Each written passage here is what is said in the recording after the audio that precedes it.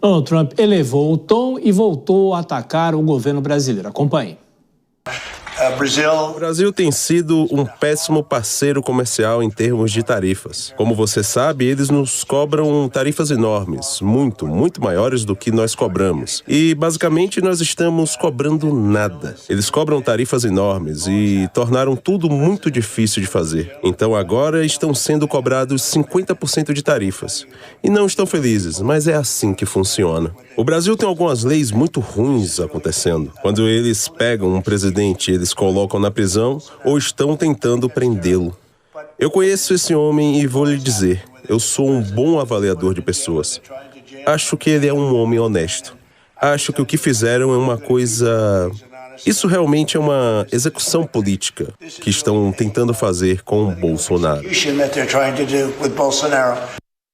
Bom, aí a fala do presidente dos Estados Unidos, mais um ato nessa temperatura elevada entre Brasil e o governo americano. Vou chamar já os nossos comentaristas, o Cristiano Vilela aqui nos estúdios, chegando aqui, e no nosso telão, Dora Kramer, como sempre. Começo por você, Dora. Mais uma vez a temperatura subindo, o presidente Lula já rebateu o presidente americano, falando inclusive que o Brasil não vai ficar de joelhos, mas que o Brasil é um bom parceiro comercial. Bom, é agora esperar para ver se vem novas sanções, se o Brasil vai continuar respondendo dessa maneira, pelo menos via presidente Lula. Dora, boa noite, bem-vinda.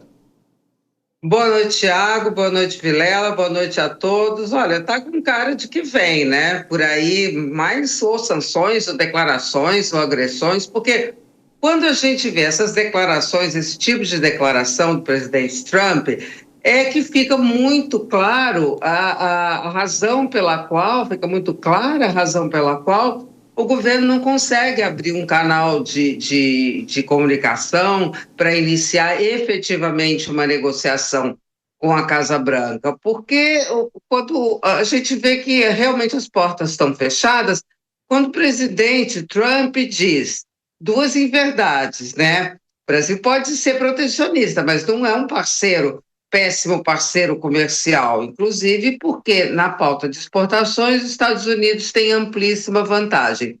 Em segundo lugar, o processo contra o ex-presidente Jair Bolsonaro está longe de ser uma execução política, ele está cumprindo todas as etapas legais, né? E aí, diante disso, você acha, Thiago, você acha, Vilela, que é telefonema de Lula que vai resolver, que vai fazer o Trump desistir de continuar com a briga que ele resolveu comprar contra o Brasil? De jeito nenhum, está na cabeça dele, é uma coisa meio estranha, meio deformada, mas enfim, é o que o presidente americano decidiu fazer. E nós ficamos aqui um pouco diante disso sem ter o que fazer, né? Como se fosse um labirinto, né? Porque fica rodando e não sai do lugar e possivelmente tão cedo não vai sair, Vilela. Bem-vindo. Pois é, Thiago, uma ótima noite a você, a Dora, a todos que acompanham o Jornal Jovem Pan. Olha, a gente tem uma situação, como diz no popular, dois bicudos não se beijam. E é uma situação como essa. O presidente Lula, ao longo desses mais de 30 dias de conflito com os Estados Unidos, por diversas vezes, fez manifestações igualmente pouco elogiosas ao presidente Trump, ao governo americano, se utilizando do palanque, se utilizando de frases de efeito para desancar o governante americano e o governo dos Estados Unidos. Na mesma medida, Donald Trump também, no seu estilo, fala frases absolutamente injuriosas em relação ao governo brasileiro, em relação à justiça brasileira, enfim, algo também que foge totalmente do tom diplomático que deveria caracterizar as relações. E num contexto como esse, o que a gente percebe é que não há uma facilidade, ou não há contexto, não há clima para que os dois países eventualmente sentem e tentem entabular um acordo. Infelizmente, por conta desse comportamento dos dois estados, eu vejo que cada vez a gente fica mais distante de uma negociação que deveria ser muito mais voltada ao aspecto comercial do que nessas questões políticas. E falando sobre o ex-presidente Jair Bolsonaro, novidades em relação ao julgamento no Supremo Tribunal Federal. Direto então para Brasília, André Anelli chegando com as últimas informações. Bem-vindo, André.